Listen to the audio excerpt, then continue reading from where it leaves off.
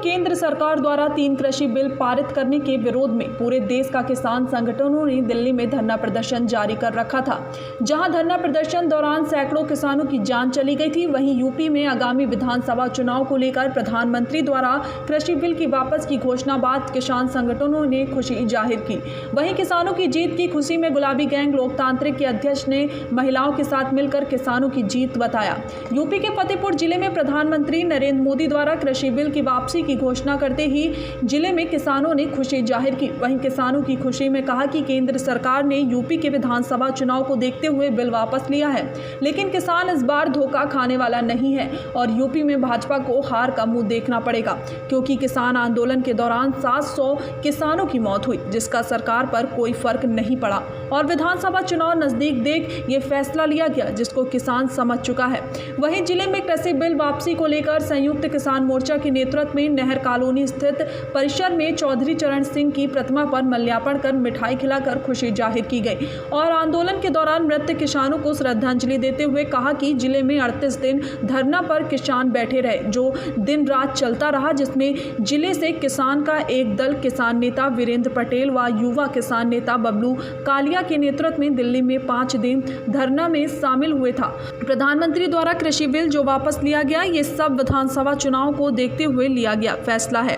जब तक केंद्र सरकार द्वारा सदन में बिल वापसी को लेकर प्रस्ताव पारित नहीं करता, तब तक किसानों को चौकन्ना रहना होगा। संवाददाता सत्येंद्र यादव की खास रिपोर्ट। आंदोलन कर रहा है, उसकी बात पूरे देश में पहुंच रही थी, तो सरकार तो एक तो बैकफुट का ये कारण हुआ, दूसरा किसान की परेशानी को सरकार अभी समझ नहीं पाई, लेकिन सरकार में बहुत सारे नुमाइंदे जो लोग बैठे हुए हैं वो समझ रहे हैं।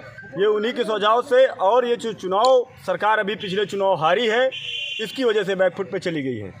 सरकार की फैसले किसान खुश हैं। हम लोग 38 दिन यहाँ नहर कॉलोनी में किसान आंदोलन करते रहे और लगातार 5 बार दिल्ली भी यहाँ से टीमें गई, जो गाजीपुर बॉर्डर पे राकेश टिकैत जी के आह्वान पे हम लोग पहुँचे और वहाँ भी हम लोगों का संघर्ष रहा उनके साथ। चुनाव को उड़ना तो नहीं है, ये चुनावी घोषणा ही है, ये चुनाव का स्टंट है। बैकफुट पे सरकार गई है, कुछ राज्यों में चुनाव है, 32 सीटों में वहाँ चुनाव पे हार मिली है, उनको किसान की ताकत का एहसास हुआ, इसलिए ये फैसला लिया गया सरकार द्वारा। तो ये क्या कहना चाहेंगे? किसानों की जीत नहीं, ये समझ लो कि संविधान की जीत हुई। अपनी बात कहने का अधिकार संविधान में है। किसान 1 वर्ष से अपनी बात कहता रहा, अंततोगत्ता इस हिटलरशाही सरकार ने किसानों की बात सुनी।